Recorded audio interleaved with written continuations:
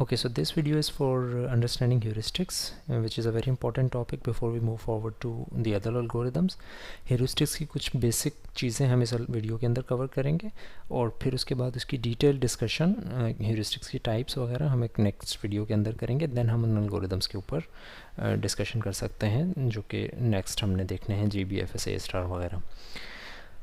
Heuristics का मतलब अगर हम वन वर्ड के अंदर देखें तो that is estimation. So for example you have a graph. Heuristic का मतलब ये है कि you can estimate the cost of reaching the goal from any node. For example अगर मैं ये कहूँ C से गोल कितना दूर है, तो अगर हम एक्चुअल कॉस्ट की बात करें तो एक्चुअल कॉस्ट क्या है? It can be many other cost, but for example one cost is 2, 1 and 5 यानी कि 8.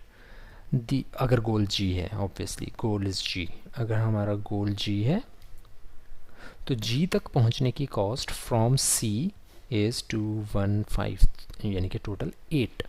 That is the actual cost from C to G, the actual cost.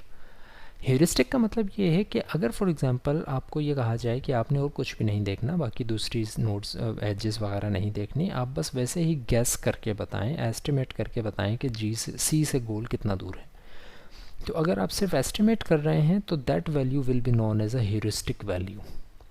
For example अगर मैं कहूँ C से गोल कितना दूर है, तो लेट सपोज मैं ये कहता हूँ कि C से गोल की estimated value is this was the actual cost which was 8. The estimated cost is for example मैं ये कह देता हूँ 14. This is known as heuristic. इसको लिखने का सही तरीका ये होता है कि whenever you are writing a heuristic, you would not say it is an estimated cost, you would say it is a heuristic cost or a heuristic value.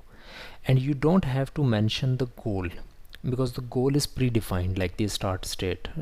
As you already know कि graph की problems में graph दिया गया है और फिर start state और गोल state दी जाती है, तब आप उस पर algorithms परफॉर्म करते हैं. तो this is again an unnecessary thing. So we will just say the heuristic value of C is 14, meaning the heuristic value यानी the estimated value of reaching the goal from the node C is 14. Graph की आगे की जितनी भी problems हैं उनमें हम heuristics का इस्तेमाल करेंगे. और ह्यूरिस्टिक का मतलब again like I said it is estimation. तो ह्यूरिस्टिक हर एक नोड का एग्जिस्ट करेगा. फॉर एग्जांपल मैं ये कहता हूँ A से गोल तक पहुँचने में कितनी कॉस्ट लग सकती है, estimation. Let's give it a random number 17. Let's give it another random number 8. Let's give it another random number. Now the cost cannot be in a negative number. इस वजह से हम heuristics में भी negative नहीं लेंगे. We will just call it a positive value or 0. So the cost of reaching the goal from C, estimated cost for example 143. ये values कैसे calculate हो रही हैं इसको अभी थोड़ी देर में हम देखते हैं. लेकिन एक important चीज़ है कि अगर for example मैं ये कहूँ the cost of reaching the goal from G, it should be 0. because the goal is G. So without looking at any other thing, if I already know कि goal G है तो G तक पहुंचने की cost की estimation यानी heuristic value भी 0 होनी चाहिए. अब आते हैं इन वैल्यूज़ पे कि ये वैल्यूज़ कैसे कैलकुलेट होती हैं. ये वैल्यूज़ कैलकुलेट करने के बाद ये वैल्यूज़ कैलकुलेट करने का कोई स्पेसिफिक तरीका नहीं है. It depends from person to person. Algorithm एक ही होगा, सारी चीज़ें एक ही होंगी, लेकिन ह्यूरिस्टिक कैलकुलेट करने का तरीका डिफरेंट हो सकता है. फॉर एग्ज़ाम्पल कोई शख्स ये कहे कि भाई यहाँ C से G क्योंकि इतनी ज़्यादा नोड्स नहीं है इस ग्राफ में, तो कोई ये कह सकता है कि चलें इसकी कॉस्ट 3 होगी क्योंकि ग्राफ में इतनी ज़्यादा नोड्स नहीं है, सिर्फ 7 नोड्स हैं या 8 नोड्स हैं. कोई हो सकता है ये कहे कि अच्छा ये 100 नोड्स वाला ग्राफ है, इस वजह से कम भी 50 लगेगा इसकी कॉस्ट या 70 लगेगी. इस तरह से कुछ भी कैलकुलेट किया जा सकता है. फॉर एग्ज़ाम्पल ग्राफ से अगर हम ये बात ना समझ सकें तो there is another kind of problem, 8 puzzle problem. 8 puzzle problem का मतलब ये है, it looks like this 1 2 3 4 5 6 7 8. This is the goal state of that problem. For example अगर आपको मैं एक पज़ल दूँ और मैं कहूँ कि इस तरह से इस पज़ल में नंबर्स सेट हुए हुए हैं एंड 5, और आपने इनको मूव करके इस सिचुएशन में लेके आना है. This is the start state, this is the goal state. अब इसमें 1 को आप नीचे मूव करें, फिर 8 को यहाँ मूव करें, जस्ट लाइक अ पज़ल, और फिर इस पज़ल को आप इस सिचुएशन में ले आएँ.